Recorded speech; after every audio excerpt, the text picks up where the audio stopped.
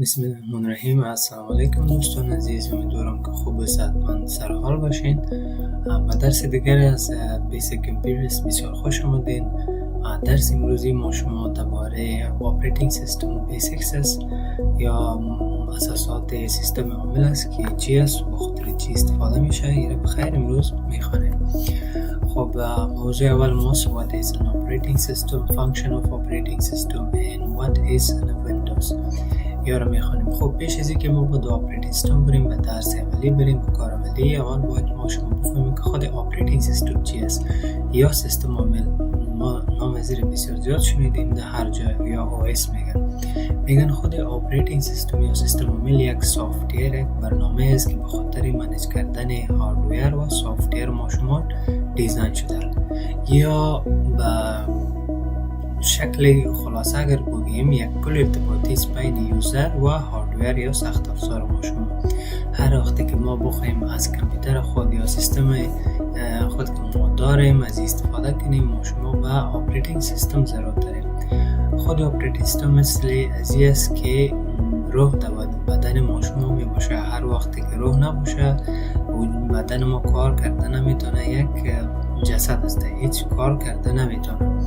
به می رقم در کامپیوتر هم اپریتینگ سیستم داریم. اگر اپریتینگ سیستم در کامپیوتر ما نباشه ما نمیتونیم از کامپیوتر ما استفاده کنیم. حالا که هر چقدر قیمتی باشه، رم و پروسسور هارد دیسک زیاد داشته باشه، یگانه چیزی که ایره به زنده نگاه میکنه یعنی به کار انداخته این اپریتینگ سیستم است که قابل استفاده کرده کامپیوتر. خب وظایف اپریتینگ سیستم چی است؟ کدام وظایف ها داره؟ در اینجا ما شما 5 وظایفش میخوانم، از این که بیشتر زیاد هم از خب خلاصش اینجا 5 گفته. اول گفته که manage CPU and memory، به خاطر مدیریت کردن یا منیج کردن CPU و حافظه‌ای که داخل کامپیوتر داریم.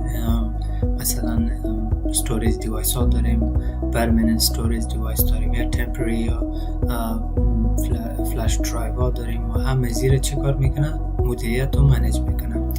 دوم چی کار میکنه؟ منیج فایل and فولدر که داخل کامپیوتر داریم یا فایل ها که داخل کامپیوتر داریم منیج یا کنترل ازی توسط چی میشه؟ اپریتینگ سیستم. سیومش گفته کنترل اینپوت and output device، او دیوایس هایی که مثلا ما شما در درسای قبلی خواندیم که output device بود و اینپوت دیوایس ها بود. کنترل ازی که کار میکنه؟ اپریتینگ سیستم یا سیستم عامل میکنه. دیگه است که provide user interface، یک محیطی به ما جور میکنه که ما از سیستم یوزر ما از سیستم چی کار کنه؟ استفاده کنه، قابل استفاده شود. و آخرش چه گفته که ensure system security، یعنی پیشرفت یا بهتر میکنه امنیت سیستم ما شما را. یعنی ما میتونیم که باز به این رقم سیکیوریتی برش اپلای کنیم که کس نتونه داخل شود، پروگرام اینستال نکنه یا ویروس داخل ازی نشود. و میتونیم پرمیشن های چی مختلف به اپلای کنیم یا مثلا اجازه بدیم که اجازه داشته باشه کسی نداشته باشه. خب بعد از اون ما شما داریم ویندوز خودش چی است؟ از جمله اپریتینگ سیستم است که بسیار زیاد استفاده و قابل استفاده است و امروزه سبا در هر جای ما شما نام چی را میشنویم؟ خود ویندوز میشنویم. خود ویندوز چی است؟ یک اپریتینگ سیستم است یا سیستم عامل است که به شکل گرافیکال کار میکنه. ببینید ما شما دو رقم سیستم عامل یوزر اینترفیس داریم یا سیستم عامل داریم. یکیش به شکل کد کار میکنه و دیگهش به شکل گرافیکال کار میکنه. اگر اپریتینگ سیستم مثلا به شکل کد باشه، CLI باشه، ما ضرورت به چی داریم؟ به هر کار ما ضرورت داریم برای که ما کمان نشته کنیم، کد برش نشته کنیم که کار ما اجرا کنیم. در اونجا ماوس کیبورد و آیکن و استارت منو و تاسک بار چیزا نمی باشه. اما تا گرافیکال چی است؟ مثل که حال ما مثلا از استفاده میکنیم، ما ضرورت به کد نداریم، هر کس میتونه از استفاده کنه. فقط چی یاد بلد داشته باشه، کم انگلیسی یاد داشته باشه یا مثلا یک روز یک ساعت تمرینش کار کنه. ضرورت به این نداره که کد یاد بگیره، بسیار آسان است، بسیار زود یاد گرفته میشه.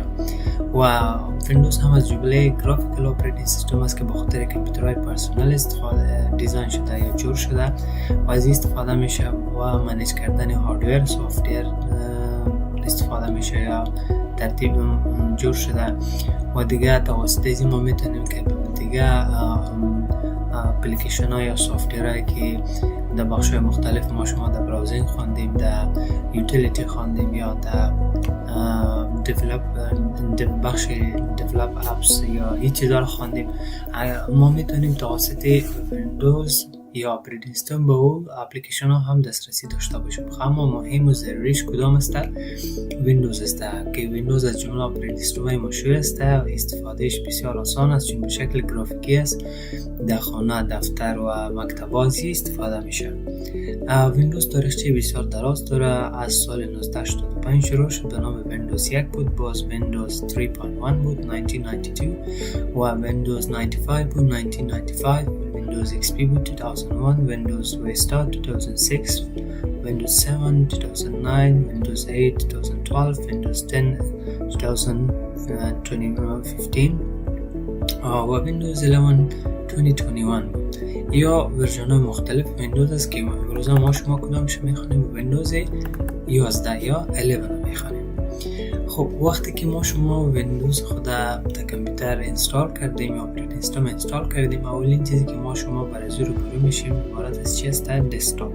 دسکتاپ خود این اسکرین ما شما را میگن که داخل از این والپیپر می باشه، آیکون است، استارت منیو است، تاسک بار است، نوتیفیکیشن ایریاس و دیگه برنامه‌ای که مثلا یا سافتوری که ما شما در سیستم اینستال کرده باشیم آیکونایش دیده میتونیم که مکمل اسکرین به نام دسکتاپ یاد میکنند. عملیشون میایم و بعد از ما شما چی داریم؟ استارت منیو. استارت منیو چی است؟ منیو است که یا بتن است، آپشنی که مثلا ما ویندوز کلیک کنیم مثل زیوری و ما شما یک چی میاد؟ استارت منیو. ایره میگن به نام استارت منیو که داخل از کدام پروگرامایی که ما اینستال کردیم، کدام فایلایی که داریم، هم زیر در اینجا به ما شما لیست میکنن. بعد از ما شما داریم به نام تاسک بار. تاسک بار چی است؟ هر پروگرامی که ما در کامپیوتر از او استفاده میکنیم در حال حاضر در پروسس است، در تحلیل و تجزیه است، این در بخش تاسک بار ما شما میگه که این پروگرام و این برنامه رو شما از این استفاده میکنید. در حال حاضر کدام پروگرام کدام برنامه در پروسس مثل از که مثلا من اینجا دارم کردیشیا است، مثلا پاورپوینت است و دیگه فایل اکسپلور است. این برنامه است که ما فعلا باز کردیم و در تاسک بار دیده میتونم. بعد ما شما داریم پاور آپشن. وقتی کامپیوتر خود روشن و خاموش میکنیم ما چندین نوع آپشن داریم. یکیش از شت داون، دیگهش از ریستارت و دیگهش از به نام سلیپ. شت داون میمونه که کامپیوتر ما شما مکمل خاموش میشه، ریستارت میمونه که یک دفعه روشن میشه و پس خاموش کرده میتونیم. و سلیپ چی است؟ حالت است که کامپیوتر ما شما نه گل است و نه گل نیست، مثلا یعنی شت داون نیست. هر وقت که ما کلیک کنیم در کامپیوتر یا کدام بتن رو پرس کنیم اتومات چی میشه؟ روشن میشه.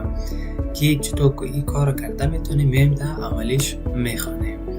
خب میم در دسکتاپ، این اسکرین ما شما که میبینیم یارا به نام چی یاد بکنن؟ دسکتاپ است. در دسکتاپ آیکون است، فایل است، فولدر است و برنامه مختلف ما شما دیده میتونیم. در پایین از این قسمت ما شما به نام چی داریم؟ تاسک بار داریم. تاسک بار یاد میشه. این میگن به نام استارت منیو که در استارت منیو همه پروگرام ها و همه برنامه‌ای که ما اینستال کردیم لیست از اینجا میاد. هر کدام برنامه‌ای که شما میخواستین فقط رو نوشته میکنم. مثلا ما نوشته میکنم ادوبی و کدام پروگرام مثلا که اینستال کردیم یا هر کدام پروگرامی که در استارت منیو براتون نمایش داده نمیشد یا شما پیدا نمیتونستین، فقط شما در اینجا چی میکنین؟ سرچ اپ سیتینگز این داکومنتس. در اینجا شما میتونین سرچ کنین. و دیگه ما شما داشتیم آپشن چی؟ پاور آپشن. اینجا در ویندوز 11 آپشن دیگه هم اضافه شده به نام لاک اسکرین. ما شما رو چی کار میکنه؟ لاک میکنه تا کس دیگه از استفاده نکنه. مثلا شما با یک چند دقیقه جای میرین یا کار دارین بیرون میرین، شما میتونید کامپیوترتون رو لاک کنین، کسی استفاده کرده نمیتونه تا که یوزرنیم پسورد نداشته باشه. اگر میخواین که سلیپ شوه این انتخاب میکنین و اگر میخواین شت داون شوه شت داون کلیک میکنین و میخواین ریستارت شوه ریستارت کلیک میکنین. این هم بود استارت منیو، تاسک بار و پاور آپشن.